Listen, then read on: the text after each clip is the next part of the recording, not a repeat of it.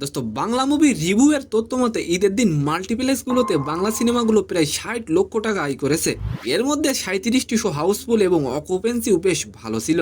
দোস্ত তবে সবগুলো মিলিয়ে রেকর্ড আয় করলেও এককভাবে কোনো সিনেমা রেকর্ড করতে পারেনি।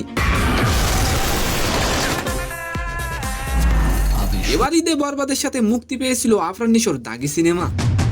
দোস্ত আইএমভিতে দাগি মুভির রিভিউ জানিয়ে একজন লিখেছেন, দাগি সিনেমা দেখে আমি সম্পূর্ণ সন্তুষ্ট। দোস্ত এবার আসা যাক প্রথম দিন বরবাদ সিনেমা কত টাকা ইনকাম করলো।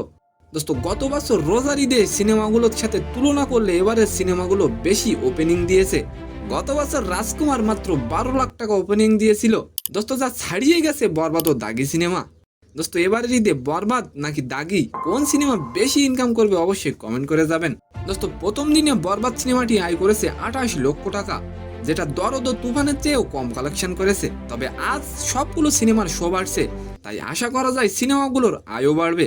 দোস্ত চলচ্চিত্র প্রযোজক পরিবেশক সমিতির তথ্য মতে দেশে মোট ১৭০ থেকে ১৮০টি সিনেমা হল আছে, যেখানে ৬টি সিনেমা হল নিয়ে তুমুল প্রতিযোগিতা করতে হচ্ছে। দোস্ত তবে এবারের ঈদের আফরান নিশোর দাগি সিনেমা নিয়ে একজন সদস্য মন্তব্য করেছেন, এবছরের সেরা সিনেমা নাকি দাগি হবে। তো সম্মানিত দর্শক, আজকের ভিডিওটি কেমন লাগলো অবশ্যই কমেন্ট বক্সে জানাবেন।